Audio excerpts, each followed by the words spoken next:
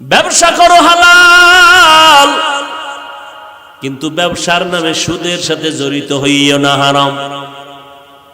সুদ দিবা না, নিবা না, সাক্ষীও থাকবা না, তাহলে যে দিল যেই পরিমাণ অপরাধী, যে নিল সে ওই পরিমাণ অপরাধী, যারা লেখলো সাক্ষী হইল সবাই একই অপরাধী। বলে অপরাধ কি?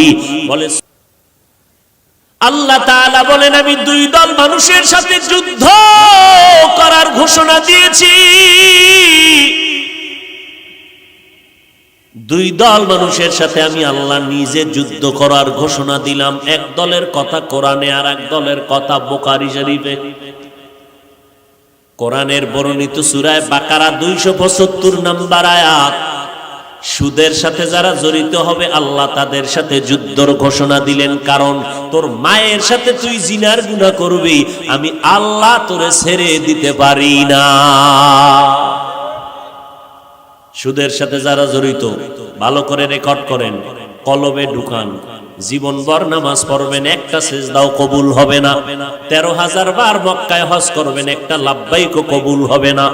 সুদের খাতায় নাম লেখাইয়া 5 তালা মসজিদ বানাইলো, একটা নেক আমল নামায় আসবে না।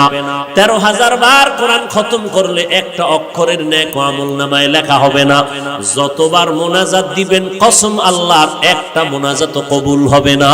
কোরআন শরীফ খুলো, তওবা না করে যদি মরে যাও আল্লাহ ঘোষণা দেয় চিরস্থায়ী তোমার জন্য জাহান্নাম।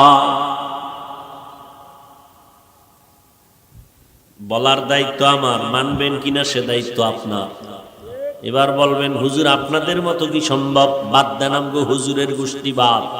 এবার আপনার সাইনবোর্ডে দাঁড়ান। আপনি চাকরি করেন, আপনি ব্যবসা করেন, আপনি লেখাপড়া করেন।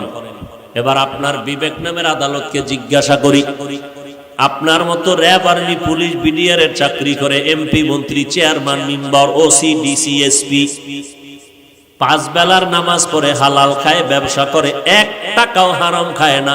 যদিও সংখ্যায় কম, তবে হালাল রাস্তায় চলনেওয়ালা আপনাদের লাইনের মানুষ আছে না নাই? বাস শেষ। ইয়া আইয়ুহাল্লাযীনা আমানুত্তাকুল্লাহ ওয়া যারু মা বাকিয়া মিনার রিবা ইন কুনতুম মুমিনিন।